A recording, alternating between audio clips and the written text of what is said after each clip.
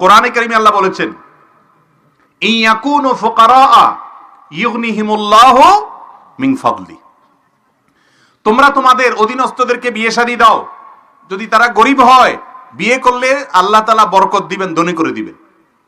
ওমর রাদিয়াল্লাহু তাআলা আনহু বলেছেন, আজাবান লিমান তালাবাল গিনা মিন গায়রি নিকাহ, ওই ব্যক্তিরে দেখে আমার খুব আশ্চর্য হয় যে ধনী হইতে চায় অথচ বিয়ে করে না। তার মানে বিয়ে করলে কি হবে? আর আমাদের দেশে এখন অভিভাবকরা সবাই ছেলে মেয়েকে বিয়ে দেয় না, কয় আগে নিজের পায়ে দাঁড়া। আরে ভাই, সে কি আরেকজনের পায়ে দাঁড়ানো আছে নাকি? বলো যে নিজের পায়ে দাঁড়া। এই নিজের পায়ে দাঁড়ানোর এটা ব্যাখ্যা দিয়ে শেষ করা কঠিন। কারোর মতে মাসে 1 লাখ টাকা কামাইলে তারপরে নিজের পায়ে দাঁড়ানো হলো, কারোর মতে সরকারি একটা চাকরি পাইলে তারপরে নিজের পায়ে দাঁড়ানো হলো। এভাবে করতে করতে বিবাহ দেরি করে। বিবাহ দেরি করলে সমাজে জেনা বাড়বে না কমবে?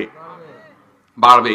ভালো করে শুনে রাখেন মুরব্বীরা, নিজের ছেলেকে মেয়েকে সময় মতো বিয়ে দিতে যদি গড়িমসি করেন, তথাকথিত পায়ে দাঁড়ানোর অপেক্ষা করে, মনে রাখবেন ছেলে মেয়ে যদি দেরিতে বিয়ে দেওয়ার কারণে আকাম কুকাম করে গুনাহে লিপ্ত হয়, আপনারা দায়ী থাকবেন মুরব্বীরা, অভিভাবকরা।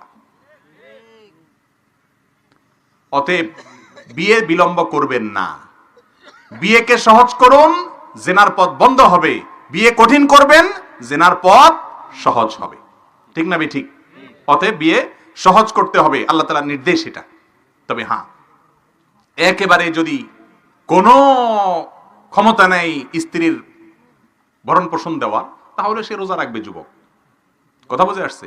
কিন্তু কোনো মতে যদি ডাল ভাতের ব্যবস্থা করতে পারেন, আলহামদুলিল্লাহ। অনেক মেয়ে আছে যারা কোন রকম বেঁচে থাকার উপায় পেলে তারা খুশি, আলহামদুলিল্লাহ। খুঁজে সেরকম দিনদার মেয়ে বের করবেন এবং অল্প উপার্জনে আল্লাহ তাআলা বারাকা দিবেন ইনশাআল্লাহ। এই জন্য বিয়ে দেরি করা উচিত না।